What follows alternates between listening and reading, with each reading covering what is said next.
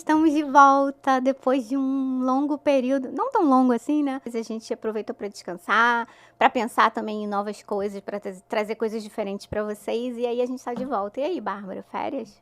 Como é que foram as férias? Férias com muito trabalho, né? Porque a gente Fala trabalha sério, muito. a gente estava em Capri. No sonho. A gente pode ir para qualquer lugar. Então, gente, a gente está de volta. Com brilho novo no olhar, né? Com propostas novas, com temas desafiadores. E hoje a gente está aqui com a doutora Manuela Neto. E a gente vai falar de um tema que até está na moda, né, Andréia? As pessoas estão falando muito e ainda bem que estão falando sobre isso. Porque... Demorou, né? Demorou. Eu acho que agora, a gente podendo falar na mídia, né? Tendo a mídia como acesso... para falar sobre diversos temas, esse tema tem aparecido, que é o tema da menopausa, e eu queria muito trazer esse tema aqui, apesar da Andréia não querer. Eu acho chato. Pois é, assim, causa própria... nada contra você, tá? Vamos desmistificar para que isso não fique tão chato. Exatamente. E a gente precisa falar sobre isso, né, Manuela? É muito importante. Aí agora, a Fernanda Lima falou numa entrevista sobre a menopausa. A gente está falando em causa própria, né, também. Fale por você. Eu tô falando por mim, tá Tô bom? brincando, eu tô falo brincando. Por mim. E assim, com possibilidade de tratamento diferente, eu e a Andréia também, isso vai ser bem interessante, a gente vai poder colocar isso aqui também. E a gente quer desmistificar isso. Por quê? Ainda existe todo um tabu em relação a isso, sobre a mulher, sobre os sintomas, né, que ela apresenta, assim, um preconceito em relação a isso, e também uma desinformação em relação ao que a gente pode fazer para melhorar essa fase da vida da mulher. Então, a gente está aqui hoje, queria agradecer a presença da doutora Manuela Neto, que é ginecologista e obstetra, especialista em uroginecologia, e ela vai ajudar a gente nesse tema, desmistificando muita coisa. Bem-vinda, Manuela. Obrigada por você aceitar nosso convite. É um prazer ter você aqui. Estou muito feliz de você estar aqui, tá? Obrigada, super competente. E tô feliz de você ter aceitado o convite, tá? Meninas, eu que agradeço. É um tema desafiador, mas necessário a gente conversar, né? E como vocês falaram, que a gente até muito pouco tempo não discutia, né? Negligenciava. Eu tô falando a gente, até nós mulheres. Eu lembro que há alguns anos atrás, quando a minha mãe entrou na menopausa, ter esse tipo de bate-papo era praticamente impossível, né? Proibido, né? Exato, né? Como assim? Talvez ela discutisse isso com uma amiga muito próxima. Era o quê? Vergonha? Vergonha, né? Vergonha de estar passando por essa fase, de admitir que de alguma forma a gente está envelhecendo, né? Verdade. Então, assim, eu acho que é necessário a gente trocar nesse tema, até porque, graças a Deus, com o aumento da expectativa de vida, nós mulheres vamos viver longos anos nessa fase. Então, a gente precisa tornar essa fase o máximo de prazerosa possível, né? Costumo dizer assim, não vamos exceder as nossas expectativas, porque não seremos mais a mulher de 20, de 15, 30 anos atrás, mas seremos a melhor mulher que a gente pode ser agora, né? Na pós-menopausa, vivendo essa fase da nossa vida. Mas a vida é assim, né, Manuela? A gente nunca é hoje o que a gente foi ontem. Então, assim, isso é o passar do tempo. Muitas coisas podem piorar, né? Tem como a gente ajustar, mas muitas coisas também melhoram. Então, eu falo Mas acho que assim... são dois pesos, né? Eu acho que a questão da menopausa, ela pesa duplamente, porque além de você se dar conta de que você está envelhecendo, você também tem uma série de sintomas que são muito desafiadores. Mas eu acho que com isso, Andréia, assim, eu tenho um olhar mais positivo em relação a isso, porque... Eu não. Eu tenho um olhar mais positivo, porque eu acho que é uma fase que eu tô, assim... que eu tô construindo ainda coisas novas, né? Não é à toa o podcast. Tô ainda estudando, tô ativa, tô trabalhando, porque antigamente também não havia essa possibilidade. Eu acho que assim, a gente está muito ainda na construção nessa fase. Sem dúvida. Acho que a mulher da pós-menopausa, menopausa e pós-menopausa de agora é muito diferente da de 15, 20 anos atrás. Isso. Né? Ela precisa estar ativa e nas suas diferentes nuances. Ela precisa estar ativa como mãe, como empresária, como mulher, como esportista, enfim. Gente, os 40 são os novos 20, os 50 são os novos 30. Então, essa mulher precisa estar bem. Vamos tentar melhorar essa qualidade de vida dessa mulher. É uma fase desafiadora, porque não só tem muitas mudanças físicas, hormonais, biológicas na vida dessa mulher, muitas vezes ela está enfrentando momentos também de transformação na vida dela, né? É a transformação no trabalho, é a transformação no próprio ambiente ali domiciliar, os filhos que estão crescendo, às vezes o relacionamento com aquela sua parceria que está mudando. Então é complexo. Dizer que não é complexo é simplista. Complexo né? Mas eu acho que é complexo, mas eu acho que também pode ser bom. E eu acho que é para isso que a gente está caminhando e por isso que a gente quer que a informação também chegue para as pessoas. Vamos falar um pouquinho sobre os sintomas da menopausa, assim, que incomodam tanto? Assim, para início de conversa, existem poucas sortudas que não têm sintomas nenhum ao entrar na menopausa, né? Existe essa pessoa? Pois olha só, dizem que existe, né? Eu questiono um pouco se, na verdade, não existe realmente sintoma ou se essa mulher não identificou algum sintoma, se esse sintoma é muito leve. Mas, enfim, a literatura diz pra gente que 80%... se ela mora no Rio, ela vai sempre sentir calor. Então, ela acha que tá calor porque isso aqui é o inferno, né? Mas você sabe que, assim, 80% a literatura diz pra gente que vai ter algum sintoma. E o principal sintoma é o tal do calorão, é o tal do fogacho. São as ondas de calor, que acontecem em momentos diversos, diferentes do dia, mas que são muito comuns à noite. Então, normalmente, essa mulher que tem esse fogacho intenso, ela ainda tem insônia, porque esse calor desperta ela. E em função desse despertar, ela começa ali a ter fadiga, ela começa a ter uma qualidade de vida no dia seguinte muito ruim. Produção fica ruim, memória fica ruim, atenção fica ruim. Então, o sintoma mais característico, mais emblemático, é o tal do fogacho, sem dúvida alguma. Mas existe uma outra riqueza de sintomas. Por exemplo, a gente fala muito hoje em dia da tal da névoa mental. Né? Essa é real. Essa é real. É real, e, né? E a que impacta mais na minha vida. Eu acho que são as duas eu tive piores. muito fogacho, mas assim, ainda tem alguns, mas eu acho que o que impacta mais é isso. É a questão da memória, assim, de não conseguir mais recrutar a minha memória como era antes, sabe? E assim, é aquilo. Outro dia minha filha falou pra mim: mãe, você não sabe, mas você tem TDAH. Aí eu falo, TDAH da menopausa. Da menopausa, é isso, porque é uma desorganização. Você esquece das coisas. Esquece e fica mais desorganizada. Perde a atenção. E a gente não tem como retomar isso? Então, olha só, na verdade, a gente tem estudado bastante isso e a gente tem visto que essa labilidade em relação à perda de memória e atenção, ela tende a ser transitória. Ela é muito... calma, né?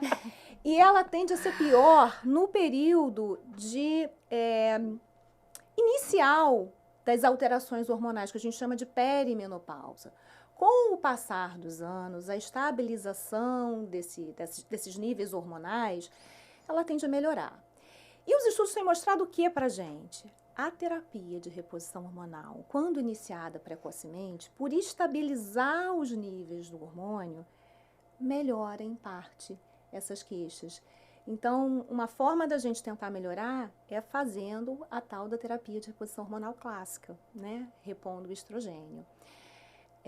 Mas aí vem aquele aquele drama, né, das mulheres. Isso. Então, Manuela, fala um pouquinho, você conversou com a gente, né, anteriormente sobre de onde veio, né, a origem desse mito, né, dessa questão de terapia de reposição hormonal, causa câncer de mama, está relacionada ao câncer. Quem está elegível para fazer a terapia de reposição hormonal? Você pode falar um pouco sobre isso?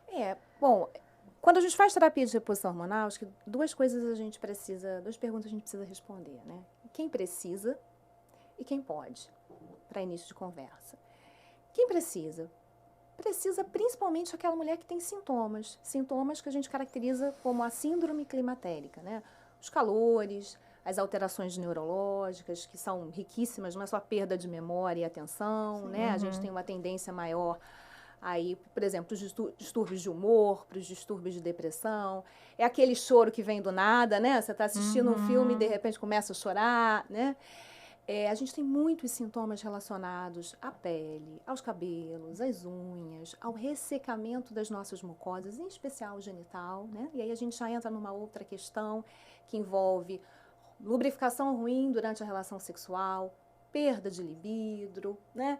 Enfim, uma série de outras questões corporais, né? Como a questão da distribuição da gordura, aquele seu corpo que Nossa, tá é mudando, um capeta isso. aquela pochete que tá surgindo. Isso é real, gente. Isso não é da cabeça da gente. Não, olha só, a gente Isso é começou real. falando do fogacho, aí de repente já veio o brain fog, névoa mental. Aí depois já vem... Olha, dá pra fazer um podcast falando só de sintomas de Não, mas menopausa. assim, cada hora que ela fala um, eu falo, esse é o pior, esse é o pior. Aí eu vou, sabe, pontuando como o pior. Não, eu Ou tenho seja- o meu eleito pior. Assim, apesar da barriga, né? Eu acho que o pior realmente é a parte cognitiva, eu acho. Da névoa mental. Eu acho. Bom, Enfim, então essa mulher que é sintomática, ela é elegível, né, para fazer a terapia de reposição hormonal. Mas a gente precisa ver outras questões também. Por exemplo, aquela mulher que tem um risco muito grande de ter fratura por osteoporose, porque, gente, menopausa não traz só sintomas Exato. físicos e comportamentais. Menopausa traz risco, agrega risco de mortalidade para essa mulher, né? Essa mulher que entra na menopausa, ela tem uma tendência a ter perda óssea e desenvolver uma doença chamada osteoporose, que, aliás, né, a principal causa da osteoporose em mulher é a deficiência do hormônio ovariano, a deficiência do estrogênio, uma doença muito prevalente, né? Então, aquelas mulheres que têm um risco elevado para desenvolver osteoporose, elas também podem ter uma indicação da terapia hormonal.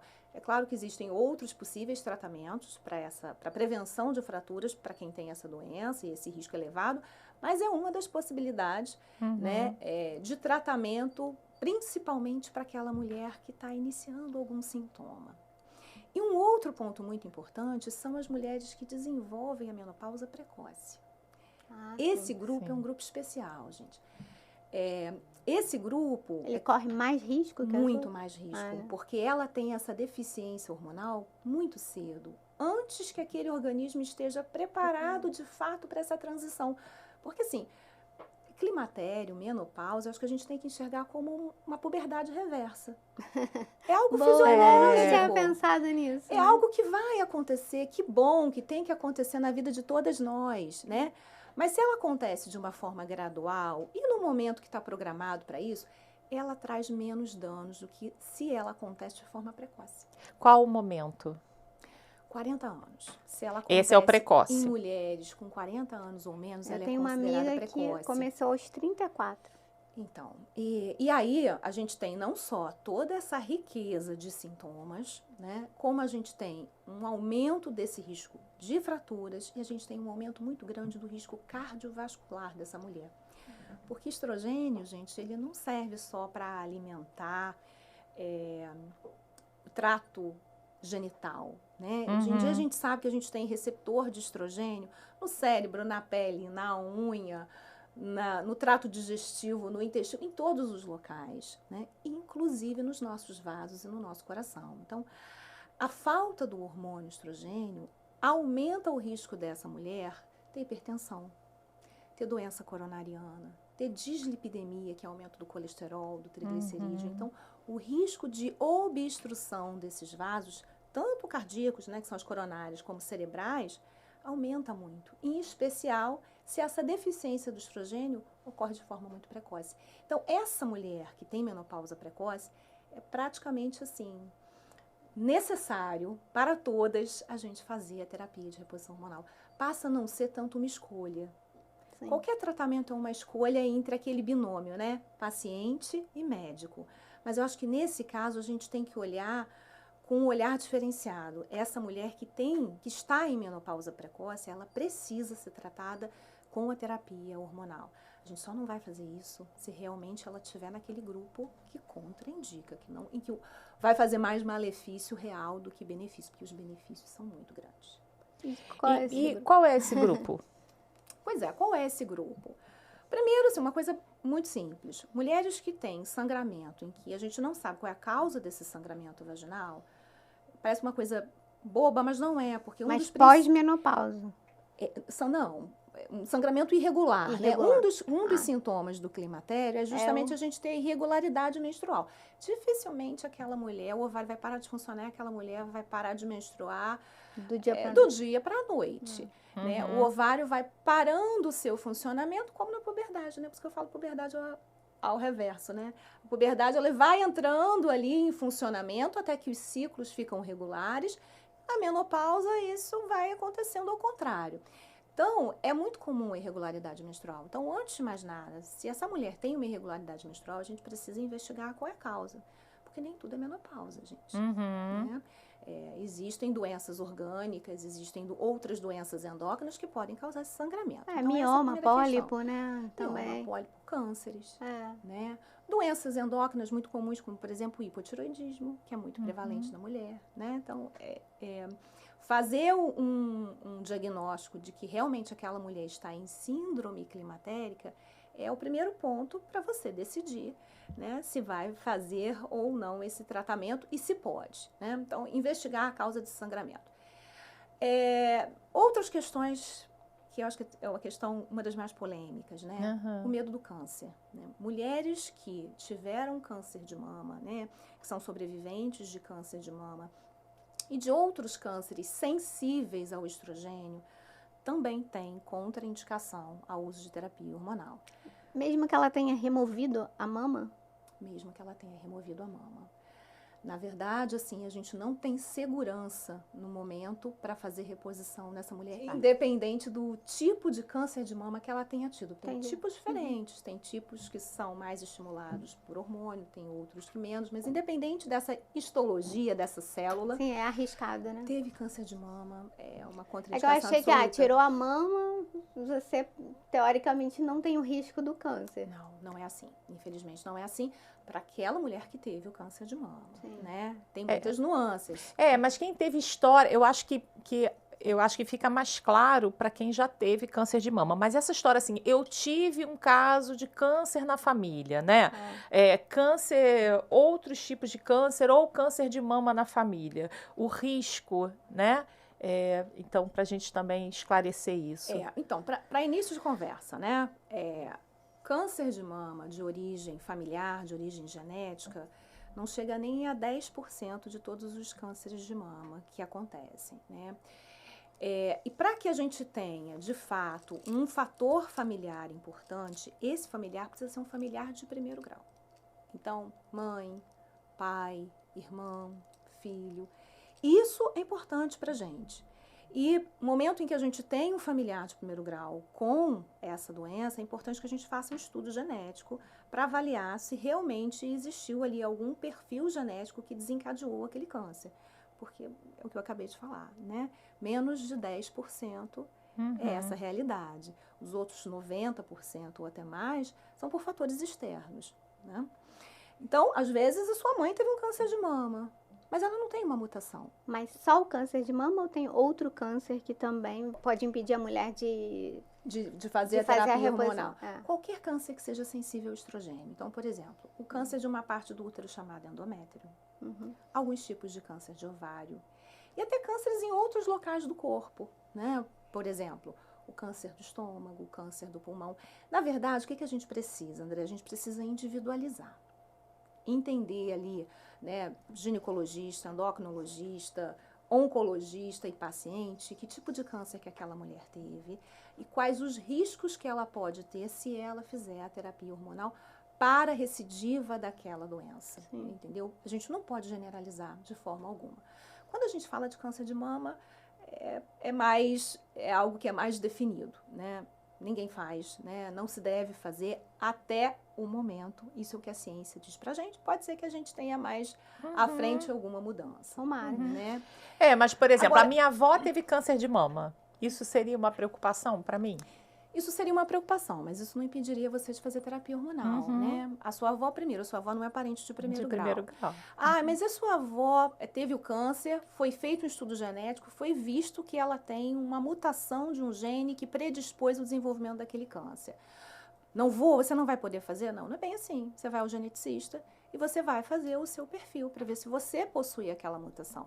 Se você possui aquela mutação, a gente vai precisar entender o quanto que aquilo ali agrega risco para você fazer a terapia hormonal que aumente o seu risco real de câncer de mama, entendeu? Então, nem se a sua avó tiver a mutação, a gente bate o martelo que você não pode fazer. Que eu não posso fazer, porque os benefícios são muito grandes, muito né? grandes. É isso que a gente não para pensar.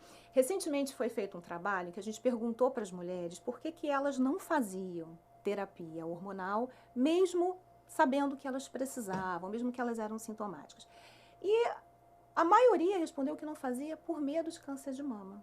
É o grande medo da mulher. Não, o mas câncer tem de mulher mama. que tem medo de qualquer outro câncer. Aquela nossa amiga, que eu falei pra ela, por que você não tá fazendo reposição? Ah, não, porque o meu pai teve um câncer de laringe. Oi? É. Porque as pessoas acham que se você tiver um histórico de câncer, seja qual for ele, na família, você já não pode fazer a reposição. Você já tem um alto risco para ter aquele câncer também. Não, é muito mais complexo, gente. É muito mais complexo do que isso. E isso não deve ser um fator impeditivo, né? Você não deve partir do princípio de que nunca vou poder fazer terapia hormonal. Você precisa entender qual o seu risco individual, né? E decidir. Falando de contraindicação, acho que uma coisa importante da gente falar é a questão cardíaca, né? Por exemplo, mulheres que têm um alto risco cardiovascular, que já infartaram ou que já tiveram um acidente vascular cerebral, né? O famoso AVC, ou ainda que têm uma história prévia de trombose, não são mulheres candidatas para fazer terapia hormonal. Mas se a falta do estrogênio pode causar mais problemas cardíacos, por que você não pode fazer a reposição? Pois é, porque dependendo do momento que esse estrogênio entra no seu corpo, ele pode ser mocinho ou bandido. Entendi. Né? Então, assim, de uma forma simples, o estrogênio é um protetor do nosso coração. Enquanto a gente tem níveis estáveis de estrogênio, a mulher, por exemplo, tem menor risco de ser hipertensa, de ser dislipidêmica, de ter um infarto do que o homem. Mas quando a gente chega na menopausa, isso se iguala e às vezes até se inverte um pouquinho. Por quê? Porque no momento em que a gente perde essa proteção do estrogênio, os nossos vasos ficam mais suscetíveis ali ao processo de aterosclerose, que é um processo de envelhecimento, de formação de placas que obstrui esses vasos. E se a gente já tem esse processo de envelhecimento, esse processo de formação de placa, dar o estrogênio para essa mulher nesse momento pode desestabilizar essa placa. Então, o estrogênio, ele evita que seja formada a placa antes que ela exista. Se ela já existir, ele é um fator inflamatório, ele pode romper essa placa e aí sim, ele pode facilitar até um evento agudo, como um infarto, um AVC. Então, isso fez com que a gente entendesse que existe um momento correto para a gente iniciar a terapia de reposição hormonal. Não é qualquer momento que a gente pode iniciar. Isso tem até um nome chamado janela de oportunidade, que seria aquele momento em que fazer a terapia, iniciar a terapia, seria muito mais benéfico, teria muito mais efeitos positivos do que possíveis efeitos colaterais. Então, acho que isso também é muito importante a gente falar, né? Muito importante. E assim, essa janela de oportunidades, ela veio desse estudo que a gente comentou, um estudo que aconteceu há quase 20 anos atrás, e que teve resultados que geraram um medo muito grande de toda a comunidade científica fazer a reposição hormonal. Né? Ao longo dos anos, a gente percebeu que esse estudo ele teve alguns erros, alguns vieses, que é o termo que a gente usa, principalmente em escolher uma população que já tinha por exemplo, uma deficiência de estrogênio por muito tempo e um risco cardiovascular já elevado, né? Mas ele mostrou pra gente muito bem essa janela de oportunidades. Então, o que a gente norteia hoje em relação a iniciar a terapia de reposição hormonal? Que é importante e que eu digo que são 2 mitos. Primeiro, a mulher não precisa parar de menstruar para a gente iniciar essa terapia. Isso é muito importante. Já no climatério, essa reposição já pode começar, né, Manu? Ela deve, né? A gente não acabou de comentar ali que a névoa mental, o André falou, mas e a névoa? Não tem nada para a gente melhorar essa névoa mental. Eu falei, se a gente inicia a terapia precoce, parece que a gente tem uma melhora desses sintomas, né? É o que a gente tem visto. Então, assim, essa mulher tem sintomas característicos da síndrome climatérica? Ela está numa faixa etária em que é esperado, né, esse início da síndrome climatérica? Sim. Você vai fazer o diagnóstico diferencial com outras patologias, até porque nem tudo é climatério, né, gente? Fazendo esse diagnóstico, batendo o martelo, não. Esses sintomas que você está tendo são devido às alterações, às oscilações, às alterações dos níveis hormonais do estrogênio. Então, a gente já pode iniciar a terapia. Mas é muito difícil que uma mulher aos 40 anos não entre no climatério, né? 45, mais ou menos. Olha, a média é entre os 45 e os 55 anos. A média da mulher no mundo entrar nesse período de climatério, né? Porque, na verdade, assim, menopausa é um marco, é a última menstruação. Sim. E que é um diagnóstico retrospectivo. A gente só vai saber que aquela última menstruação aconteceu passado 12 meses, passado um ano. Sim. Então, se a minha última menstruação foi dia 1º de maio de 2024, só no dia 1º de maio de 2025 eu vou olhar para trás e falar, Aí você eu tive imagina, você perdeu 12 meses de terapia hormonal. Exato. E climatério? Climatério é uma fase de transição, né? É um período que às vezes se inicia muitos anos, 3, 4, 5 anos antes da menopausa. E que as oscilações hormonais já geram uma riqueza de sintomas que piora muito a qualidade de vida e que agrega o risco cardiovascular, o risco de osteoporose, etc. e tal. Então, hoje em dia, a gente já bateu o martelo. Vamos iniciar essa terapia de reposição hormonal após um diagnóstico seguro dela, sem essa mulher ter parado de menstruar. Não precisamos mais disso. E assim, Manu, tô até ficando triste. Não, vamos lá. Tô ficando triste, tô ficando triste. Mas eu tenho uma contraindicação formal, né, para fazer a terapia de reposição hormonal. Mas fala, o que você ia falar? Então, antes, um segundo mito, que eu acho que é muito importante, que é a tal da janela de oportunidades, né? Então, Manuela, comecei os sintomas, bati o martelo, vou iniciar a terapia. E aquela mulher que não quis? Ou que não pôde, né, nesse primeiro momento, ou que não recebeu essa informação. Né? Até quando? Até quando essa mulher pode iniciar? Porque às vezes acontece isso, né? Olha, no momento eu não quis, passaram-se 15 anos, agora eu quero. A informação é outra, eu estou sofrendo muito com os sintomas, né? Eu quero iniciar. Será que essa mulher pode? Então, daí veio esse conceito de janela de oportunidades do tal do estudo. O que a gente sabe? O ideal é que essa mulher não fique um período superior a 10 anos sem a reposição do estrogênio. Então, se a última menstruação dessa mulher aconteceu há mais de 10 anos, ela não deve iniciar a terapia de reposição hormonal. Não deve ser a primeira opção. Volto a falar, a gente precisa individualizar. E ela não deve por quê? Porque esse risco cardiovascular dela provavelmente já é alto. É claro que a Bárbara tem 11 anos, então ela não vai poder fazer? Calma, gente. Vamos entender qual é o risco cardiovascular da Bárbara. Porque a Bárbara pode ter um estilo de vida maravilhoso, um colesterol controlado, dieta adequada, ser esportista, não fumar, não consumir bebida alcoólica e ter um risco cardiovascular baixo, mesmo tendo 11, 12, 13 anos de pós-menopausa. Então, essa mulher, por exemplo, estaria elegível. Ela estaria elegível com ressalvas, né? Com cuidados. A gente precisa ter cuidados, avaliar bem essa questão cardiovascular. E quando a mulher não sabe quando foi a última menstruação? Porque às vezes acontece isso, né? É verdade. Aí a gente utiliza um marco etário, 60 anos. Se ela tem mais de 60 anos, a gente também entende que o risco cardiovascular dela pode ser mais alto. E aí segue o mesmo roteiro. Vamos entender se de fato ela tem baixo risco, médio risco ou alto risco. Né? Mas uma mulher que iniciou a menopausa nos 50 anos, aos 60 ela ainda vai estar na menopausa? ela vai estar... Não, Ai, você tá que falando ela desgraça. vai estar na menopausa. Não, Você tá não, perguntando não, se ela vai desculpa. ter Ela Se ela ainda sintomas. vai estar com sintomas, Então, Isso. muitas vezes sim. A menopausa é pra sempre. É. O que acontece? A deficiência hormonal é para sempre. Isso. É. O que é diferente é que alguns sintomas, eles são decorrentes das oscilações dos hormônios. Então, a gente começa a ter dias em que esse hormônio está no nível normal, dias em que ele está baixo, né? Então, por exemplo, os fogachos são provenientes disso, de uma oscilação dos níveis hormonais. À medida que esses níveis hormonais, após a menopausa, começam a ficar estáveis, baixos, mas estáveis, os fogachos tendem a melhorar. Já outros sintomas, não. O ressecamento dos nossos tecidos, o ressecamento íntimo, por exemplo, com a redução da lubrificação, é um sintoma que está cada vez mais presente à medida que esses níveis de estrogênios estão mais baixos. Então, Andréia, dependendo do sintoma que você tem, sim, você pode tê-lo por muito tempo. E até os fogachos. Mas a névoa melhora, né? A névoa melhora. Melhora? A gente tende a melhorar. A névoa também é decorrente, né? Não só a névoa, mas aí vem o essas Alzheimer, alterações né? cognitivas. As alterações. Mas aí vem o Alzheimer. Ai, gente, eu tô tão negativa. Pois é, André, vamos melhorar, Não vamos pensa assim. melhorar. Olha só, aliás, ter névoa mental não é fator de risco para que você tenha doença mental no futuro.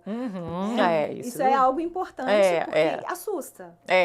Todo mundo que está passando por esse processo A pergunta no meu consultório é essa. Às vezes a gente vai falar assim, olha, eu acho que eu preciso ir a um neurologista, doutor, a um psiquiatra, porque as palavras estão fugindo, se isso nunca aconteceu comigo, né? Não sei, será que eu estou evoluindo para um quadro ali de demência, né? É claro que tem que ser avaliado caso a caso, né? Porque existem pessoas que têm um risco mas elevado. a grande maioria não é isso. Mas a grande maioria não é isso. E são sintomas muito prevalentes nessa fase de transição. Elas tendem a melhorar após o período de menopausa, né? Mas como a gente não está falando aqui em algo cartesiano, tem mulheres que estão no período de 10, 15 anos após a menopausa e que têm os fogachos e que se incomodam com isso. Não é o mais comum, mas pode acontecer. Né? Mas se ela iniciou a reposição hormonal lá no início, ou no climatério, ou no início mesmo da menopausa, ela pode continuar fazendo a reposição mesmo depois dos 60, quando teoricamente ela teria mais risco de desenvolver. Por quê? Porque aí ela não ficou sem estrogênio. Entendi. O problema é ela ficar sem esse estrogênio. E isso também é um outro mito, né? Até quando? Até quando? Eu faço. Até quando for mais positivo do que negativo para você. Ah, que bacana. Essa pergunta não tem uma data correta, né? Uma certinha para terminar. Quando a gente faz reposição hormonal, a gente precisa estar ali, junto daquele clínico, daquela equipe que fez, né, que propôs essa reposição hormonal. Então, a gente precisa de uma vigilância. Precisa estar junto ali pelo menos uma vez ao ano para entender quais são os riscos cardiovasculares daquela mulher, quais são os riscos em relação à doença mamária, enfim, um acompanhamento clínico. Claro. Né? E enquanto aquela terapia lhe trouxer mais benefícios do que malefícios, a gente vai fazendo. O conceito hoje é esse. Né? A gente se preocupa muito com iniciar. O começar é algo mais flexível, vamos dizer assim. E Manuela, e quem não pode fazer terapia de reposição hormonal, que é uma contraindicação, o que a ginecologia pode fazer por essa mulher, né? Olha, aquela mulher que não pode fazer terapia, hoje em dia a gente tem algumas possíveis alternativas, né? Uma das coisas que incomoda muito são os fogachos, sem dúvida alguma, né? 80% das mulheres têm fogacho, né? E, por exemplo, os fogachos, nós temos medicamentos que atuam ali melhorando essa sensação de calor. Né? Até recentemente, bem recente mesmo, foi lançado um produto novo, ainda não existe no Brasil, mas já existe comercializado, né, lá nos Estados Unidos, exclusivo para isso. Né? Até então a gente utilizava medicamentos com bons resultados? Com excelentes resultados. Controle lá na casa dos 60% dos fogachos, né? Assim, quando a gente fala de resultados, às vezes eu falo 60%, poxa, 60%, só os outros 40%, né, gente? Terapia de reposição hormonal ou qualquer outro tratamento que a gente faz, não faz milagre, né? Isso é algo importante da gente entender, né? Nem sempre esse controle é 100%, mas melhora muito, né? Então, até então, a gente utilizava de medicamentos que já existiam para o tratamento de outras patologias e que nós descobrimos que eles eram também capazes de melhorar essas sensações de calor desagradáveis. Mas agora a gente tem desenvolvido, está sendo desenvolvida uma medicação específica, aliás, já está no mercado, para o calor, né? Que bom. E em breve está a caminho, lá, fase já avançada de pesquisa, um outro medicamento que vai não só, que promete não só melhorar o calor, mas também atuar sobre o sono. Ai, que maravilha. Vai ser algo muito importante. E além de medicamento, eu acho que tem uma série de questões ali externas que também são muito importantes para essa mulher, né? Aliás, para que faz e para que não faz a terapia clássica, né? Que nos ajudam, né? Por exemplo, uma das coisas que cientificamente a gente tem comprovação que melhora o fogacho é o emagrecimento. Mulheres com sobrepeso, mulheres obesas que emagrecem, têm melhor controle das ondas de calor. O que é muito difícil na menopausa, né? Por isso que eu digo, é um inferno esse negócio. Mas E assim, você sabia que, em parte, é a falta do estrogênio que causa essa dificuldade da gente emagrecer? Ele é mágico, a gente tem descoberto que ele é eu mágico, adoro, né? eu sinto tanta falta do meu estrogênio pro colágeno, Manuela. Também. Eu também já estou entrando nessa fase, isso também já é uma realidade. Eu também estou sentindo falta do colágeno, da textura do cabelo. Saudade do meu estrogênio, assim, um apego. Mas então, a gente descobriu que o estrogênio, por exemplo, ele é um dos responsáveis por determinar a distribuição de gordura no nosso corpo. Então, esse formato ginecoide, né, que a gente diz do corpo da mulher, que tem a gordura mais concentrada nos quadris e nas coxas, é por causa do estrogênio. Quando a gente perde esse estrogênio na pós-menopausa, essa distribuição de gordura começa a ser mais parecida com a do homem, que é na região de tronco, principalmente na região abdominal. Então, a gente passa, por exemplo, a ter mais acúmulo de gordura visceral e em região umbilical, a famosa pochete. É real, não é da nossa cabeça. Existe uma explicação biológica para isso. Outra coisa, a gente descobriu que o estrogênio ele é capaz de atuar no cérebro como um modulador do apetite. Então, quando a gente tem deficiência de estrogênio... A gente quer comer o mundo, né? Porque o estrogênio ele modula tanto o apetite, que está relacionado ao nosso metabolismo, né?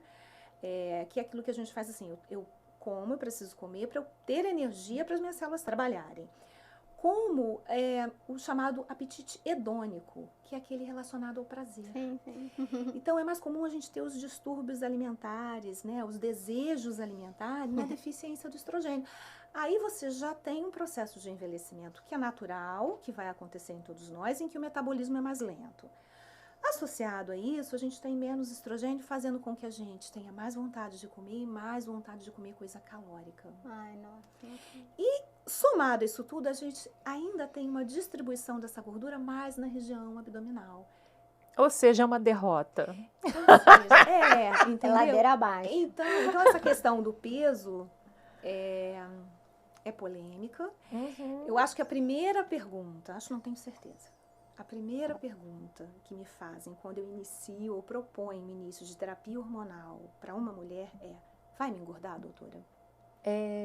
E aí a gente precisa, se a gente entende que nesse ponto o estrogênio, ele é mocinho e não vilão, a gente entende que na verdade ele está no mínimo estabilizando o nosso peso anterior. Ou até nos ajudando, né? Então, é o contrário. Fazer terapia hormonal não vai aumentar o seu peso, vai te ajudar a manter pelo menos o seu peso anterior. Porque vem aquele pensamento, a pílula engorda, né? O anticoncepcional oral engorda, mas é outro momento. É outro momento e são outros compostos. Veja bem, a pílula é um outro tipo de estrogênio e ele é dado no momento em que você produz o seu estrogênio. Aqui eu estou fazendo a reposição de um hormônio que acabou. Sim. Eu não estou dando hormônio a mais. Eu estou repondo aquilo que não tem.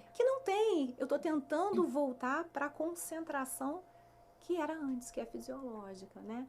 Então, não engorda, né? E aí a gente estava falando do controle, né? Obesidade, o controle de obesidade, né? Atividade física. Atividade física, até fiquei frustrada, porque recentemente liberaram aí um estudo dizendo que a atividade física de forma direta não controla melhor o calor.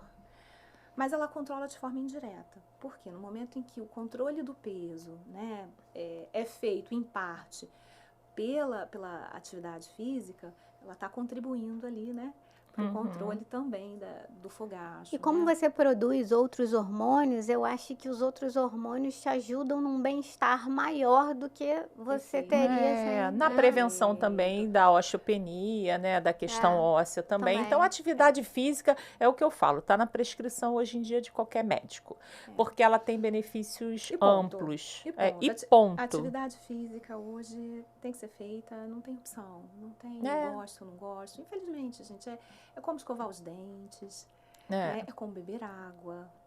Tem que fazer atividade física. Tem que né? fazer atividade Encontre física. aquela atividade física que te causa mais prazer Sim. ou menos desprazer. Né? Nem todo mundo gosta de fazer atividade física. Acho que o mais impeditivo da atividade física é isso, né? Eu sempre digo que eu sou uma apaixonada pela atividade física. Eu gosto de fazer atividade física. Eu gosto. Eu sinto falta, né, de fazer atividade física. Mas isso não é a realidade da maioria. Não. Né? Então, quem não gosta, e aí, gente? Não tem jeito, né? Vamos tentar encontrar aquela atividade que você vai conseguir fazer com regularidade, né? No dia a dia. Porque isso é muito importante. Muito Para importante. tudo, em qualquer fase da nossa vida. E assim, Manuela, vamos agora só falar um pouquinho, que eu acho que o nosso tempo já está estourando. Olha como Mas passa já, rápido, gente, já. Não acredito. Mas eu quero que você fale um pouco sobre a questão do ressecamento vaginal. Como é que a gente pode ajudar as mulheres que fazem reposição hormonal ou que não fazem reposição hormonal com a questão do ressecamento vaginal? Sim, ressecamento vaginal é um grande problema, né? Ele começa ali, ele é mais perceptível no Mas momento... também é a falta do estrogênio ou outro hormônio? Não. Aliás, gente, quando a gente fala de sintomas da menopausa, do climatério e em terapia hormonal, a gente está falando de estrogênio, tá? É ele que está faltando. Então, sim, é a falta dele que está causando também o tal do ressecamento vaginal. E o tal do ressecamento vaginal, normalmente ele é perceptível ali porque diminuiu o processo de lubrificação, de produção de muco vaginal, e a gente percebe isso mais no momento do ato sexual. Só que isso é no primeiro momento, porque ao longo dos anos, mesmo que você não tenha vida sexual, você vai observar que esse ressecamento traz sintomas. Ele traz prurido, que é a coceira, ele traz ardência, ele traz desconforto, às vezes, ao toque da roupa. Ele pode aumentar as chances de você ter infecções urinárias de repetição, alguns tipos de incontinência urinária. Então, hoje é tão valorizada essa questão do ressecamento que existe até um nome, uma síndrome clínica para denominar esse processo de ressecamento, né? Síndrome geniturinária da menopausa, e que tem um tratamento ímpar, separado dos outros tipos de tratamento de sintomas do climatério. Né? O melhor tratamento é a reposição do estrogênio, mas nesse caso a gente pode optar pela reposição do estrogênio local, vaginal. A gente não precisa fazer aquela reposição clássica que a gente diz sistêmica, e isso é muito bom, porque isso abrange aquela mulher que está no grupo de contraindicação absoluta para terapia. E ela pode ter um alívio daquele sintoma, né? Controle daquele sintoma. Não sabia então, disso, mesmo não. que ela tenha um alto risco cardiovascular, mesmo que ela tenha um câncer sensível ao estrogênio, a gente vai poder fazer a terapia local com estrogênio. Por quê? Porque esse estrogênio, ele tem uma absorção muito pequena pelo sangue. Ele atua mais ali mesmo na região genital. Que legal. Então, isso nos dá essa liberdade para ampliar essa prescrição. E o laser? Pois é, existem algumas questões, né? E aí, de novo, eu volto a falar do câncer de mama. O câncer de mama é muito presente aqui nesse tema, né? Terapia de reposição hormonal. Porque algumas mulheres ainda têm contraindicações para fazer o uso desse estrogênio. Digamos que talvez até mais por a deficiência de trabalhos que mostrem essa segurança, embora esse cenário esteja mudando. Recentemente, a gente teve um trabalho muito amplo com uma população extensa de mulheres, mostrando a segurança, mulheres que tiveram câncer de mama, mostrando a segurança do uso do estrogênio tópico nessas mulheres, mas a gente ainda encontra alguma resistência, né? Sim. Não só por parte delas, compreensível, como muitas vezes do clínico ali que está acompanhando, do oncologista, né? E para essas mulheres surgiu novas tecnologias para tentar ajudar esse processo de ressecamento, entre eles o laser vaginal, que é uma tecnologia muito semelhante ao laser que a gente já usa na dermatologia e que pode ser aplicado na região genital, na região de vagina e de vulva e promove uma renovação daquele tecido, né? Melhora a hidratação daquele tecido, a produção das fibras ali de colágeno e de elastina e com isso combate esse processo de ressecamento. Então, isso veio agregar É igual um MPT muito... da vida, isso? Como? É igual um MPT da vida, aquele ultrassom microfocado? O ultrassom microfocado é uma outra tecnologia que também está surgindo com essa proposta. A gente fala mais de laser, mas na verdade a gente tem a radiofrequência, o ultrassom microfocado, a gente tem uma série de tecnologias surgindo, que ainda são novas, a gente precisa aprofundar em algumas dessas tecnologias os estudos. O laser delas é o que primeiro surgiu, então a gente já tem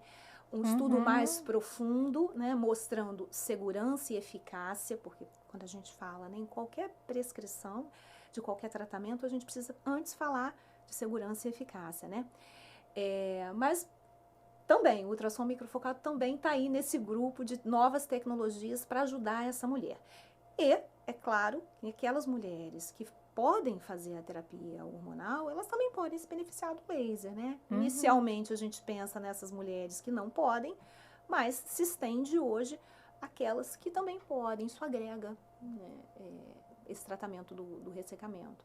Ótimo. Muito bom. Então, a gente tem muita possibilidade, né, Manuela? Então, assim, a gente precisa falar sobre isso e procurar um especialista, né?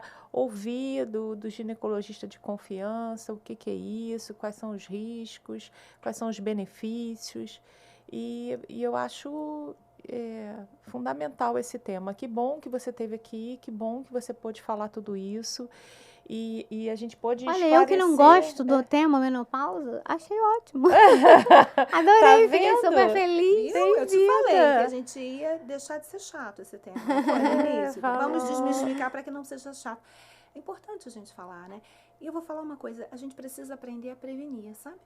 Isso. A gente tem uma medicina ainda muito pouco preventiva, né? A gente tem muito curativa, depois que o problema aparece. Mas isso por conta dos recursos também. A gente está falando de uma população que Não tem consegue acesso, chegar né? ao médico com facilidade aqui, né? Quando a gente fala, fica muito claro para mim que isso é para uma população que tem acesso. E a gente sabe que a grande maioria da população não consegue chegar ao especialista com tanta facilidade, né? Com tanta não, com nenhuma facilidade.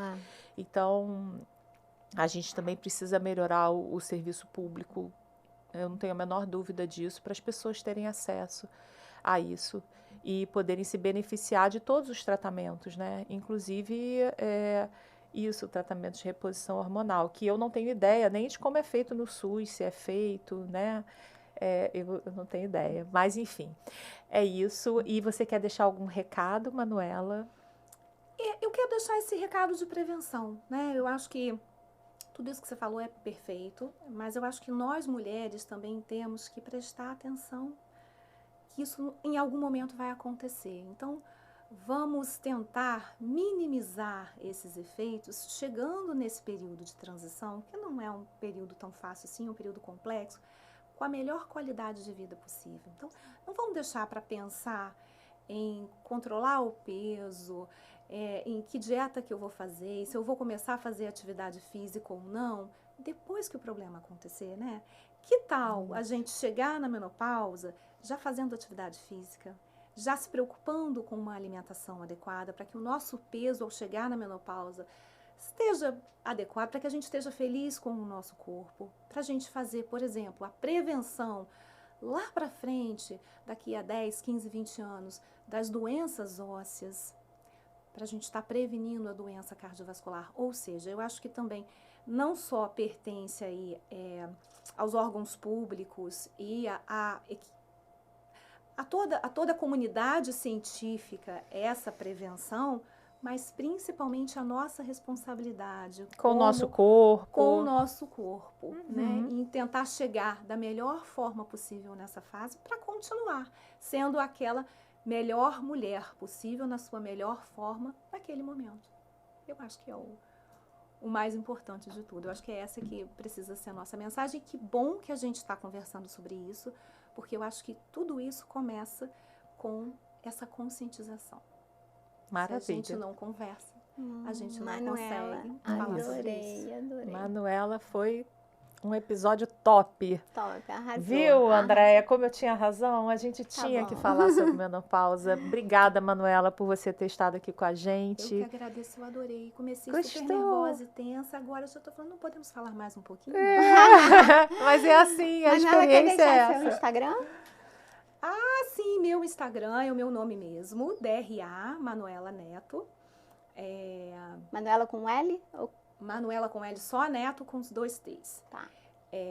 Enfim. A gente e- vai botar também na descrição do Vamos, vídeo. claro. E quando a gente colocar também no nosso Instagram, vocês vão poder acessar a doutora Manuela no Instagram Seguir dela. ela. Perfeito, tá É certo. isso, gente. Obrigada por mais um episódio, vocês estarem com a gente num tema tão importante. E E Manuela abrindo a segunda temporada. a Olha que segunda luxo. temporada, um luxo, Um Manuela, luxo, com riqueza a segunda temporada. Obrigada mais uma vez. Tchau, tchau. Até a próxima. Tchau, tchau.